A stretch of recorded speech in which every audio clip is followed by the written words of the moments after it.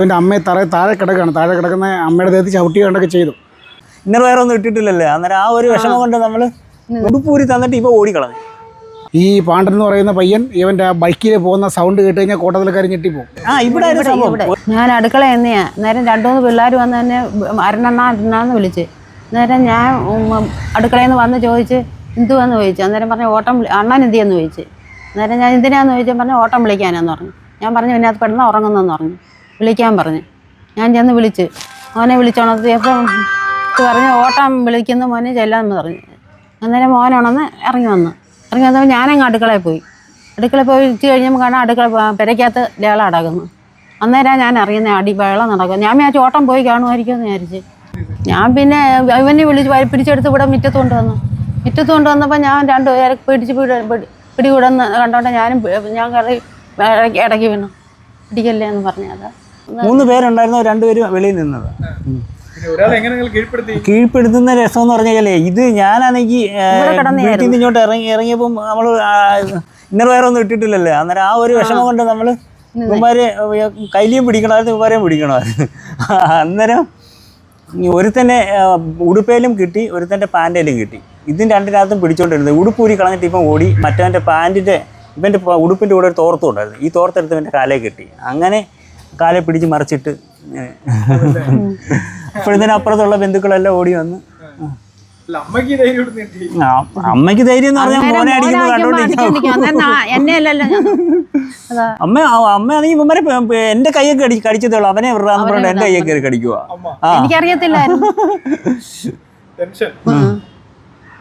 സംഭവം ഇത് കളത്തിട്ടാ. ഈ കളത്തിട്ട് ഇരുന്നിട്ട് എന്നും വൈകുന്നേരം ആകുമ്പം മൂത്രമൊഴിപ്പും വെള്ളം അടിയും ഭയങ്കര ചീത്തവിളി. അന്നേരം നമ്മൾ അതിനകത്തൊന്നും പറയത്തില്ല. ഇവിടെ വന്ന് വെള്ളം ഒടിക്കുകയൊക്കെ ചെയ്യാം. അതുകൊണ്ട് നമ്മളൊന്നും ഞാനും അമ്മയും ശല്യമില്ലല്ലോ. ഞാനൊന്നും പറയത്തില്ല. കുടിക്കാനുള്ള വെള്ളമൊക്കെ ഇല്ലെന്ന് പറഞ്ഞൊന്നും പറയത്തില്ല. അന്നേരം ഇവിടെ ഇങ്ങനെ ഇപ്പം ഈ ഉത്സവമൊക്കെ ആയി കഴിയുമ്പോൾ ഇവിടെ എരിഞ്ഞ വാട ഒരു മൂത്രം ഒഴിക്കുമ്പോൾ തൊട്ടപ്പുറം ഇല്ല. ഇതാണ്ട് തോന്നുന്നുണ്ട്. അന്നേരം പിന്നെ ഞാൻ പറയാം അവിടെ മൂത്രം ഒഴിക്കില്ലെന്ന് പറഞ്ഞിട്ട് അവിടെ വേലി എടുത്ത് വെച്ച് കെട്ടി വെച്ച്.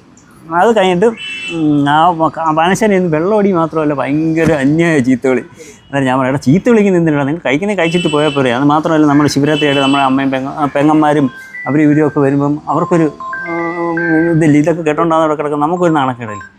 അങ്ങനെ ഇവൻ്റെ കൂട്ടുകാരനായി ഈ ബിബിൻ എന്ന് പറഞ്ഞ കാപ്പ കേസിലെ പ്രതി അവനകത്ത് കിടന്നതാണ്.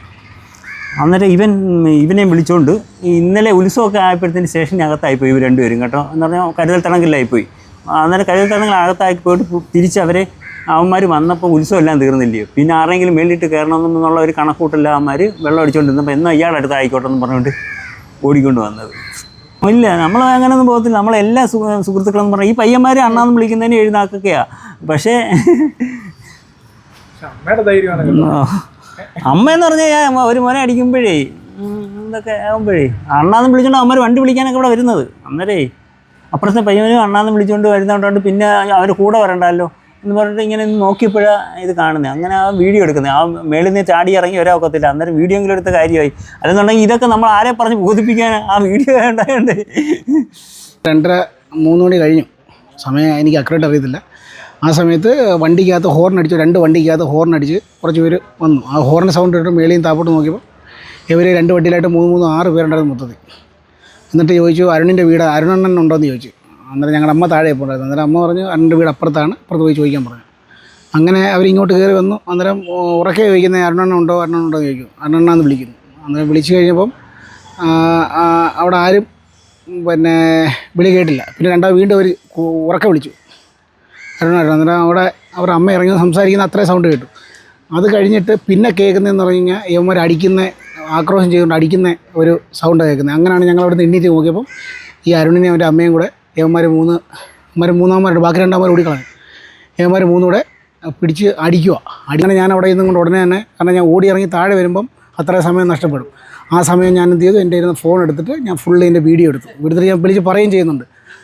ഇത് പിന്നെ നിങ്ങൾ ചെയ്യുന്ന തെറ്റാണ്, ഇത് ഞാൻ വീഡിയോ മൊത്തം എടുത്തിട്ടുണ്ട്. അത് കേട്ട് കഴിഞ്ഞപ്പം ഇവന്മാർ എന്ത് ചെയ്തു, ഒരുത്തൻ അവിടെ നിന്നും കൂടെ ബാക്കി 2 അവന്മാർ താപ്പോട്ടിറങ്ങി നടന്ന് നേരെ എൻ്റെ വീടിന് മുമ്പിലുള്ള റോഡേ മുമ്പോട്ട് പോയിട്ട് അവിടെ വണ്ടി വെച്ചിരുന്നത്. ആ വണ്ടിക്കകത്ത് കയറി അമ്മ 2 പോയി.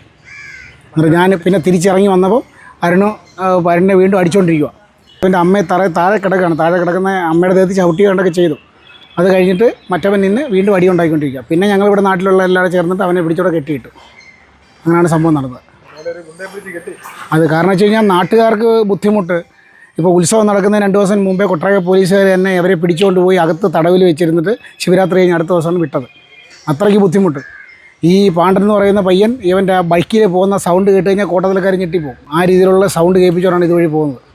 അങ്ങനെ നാട്ടുകാർക്കും വീട്ടുകാർക്കും എല്ലാവർക്കും ശല്യമായ ഇവൻ ഒരു സ്ഥിരം വഴക്ക് ഉണ്ടാക്കുന്ന പ്രകൃതക്കാരനാണ്. കാപ്പാക്കേസി പ്രതിയാണെന്ന് ഞാൻ അറിയാൻ കഴിഞ്ഞത് ന്യൂസിൽ വന്നത്. അങ്ങനെയാണ് നടന്ന കാര്യങ്ങൾ. അതെ പണി കിട്ടിപ്പോ പണി ഉടുപ്പ് ഊരി തന്നിട്ട് അവ ഓടുന്നേ. മറ്റവൻ്റെ കാലെ പിടിച്ചേക്കുവോ, മറ്റേ രണ്ടവന്മാരെ കൂടെ ഇവിടെ സംഭവം. ഒരുത്തൻ്റെ ഉടുപ്പയിലും ബനിയനെയും കൂടി ഇങ്ങനെ പിടിച്ചേക്കുവോ, ഒരുത്തൻ്റെ കാലയിലും ഇങ്ങനെ പൂണ്ട് പിടിച്ചേക്കോ. ഞാൻ താഴെ വീണ്. അന്നേരം നമ്മുടെ നഗ്നതയും കൂടെ മറിക്കണമെന്ന് പാൻ നമ്മളിങ്ങനെ പിടിച്ചേക്കുവോ. ഇങ്ങനെ പിടിച്ച് അവസാനം ഉടുപ്പ് ഊരി തന്നിട്ട് ഇവ ഓടിക്കളഞ്ഞു. എന്നിട്ട് ഇവൻ ഇങ്ങനെ നിന്നപ്പോൾ ഇവൻ്റെ കാലെ തോർത്ത് കിടപ്പുണ്ട്, അതെടുത്ത് കെട്ടി അങ്ങോട്ട് പൂട്ടി കേസ് ചാർജ് ചെയ്ത്. ഭയങ്കര ഗുണ്ടകളെന്ന് പറഞ്ഞാൽ ഇവിടെ വന്നു കഴിഞ്ഞാൽ അവന്മാർ ഗൾഫിൽ നിന്ന് ആര് വന്നാലും 500 രൂപ 1000 രൂപ കൊടുത്തോ അങ്ങനെ പിരിവ് മേടിക്കുക. ഈ ഫോട്ടോ എടുത്തവൻ്റെ ഇത് തന്നെ മേടിച്ചോണ്ട് 500 രൂപ. ഇപ്പം വീഡിയോ എടുത്ത എൻ്റെ അടുത്ത് അനീഷണ്ണ 500 രൂപ ഞാൻ പറഞ്ഞ 500 രൂപ മേടിച്ചതാ. ഗുണ്ടപ്പിരിവ് പോലെ. അന്നേരം പറയും ഇപ്പം വരുന്നതല്ല ഉള്ളൂ. അന്നേരം നമ്മൾ വല്ലപ്പോഴും വരുന്നെങ്കിൽ വാ വിട്ട് ചോദിക്കുമ്പോൾ കൊടുക്കാതിരിക്കുന്നത് എങ്ങനെയാണെന്ന് പറഞ്ഞാൽ കൊടുക്കും. അല്ലാതെ നമ്മൾ പേടിച്ചും ഭയന്നൊന്നുമല്ല. കാപ്പ കേസ് പ്രതി, മറ്റവൻ 6 കേസുണ്ട്.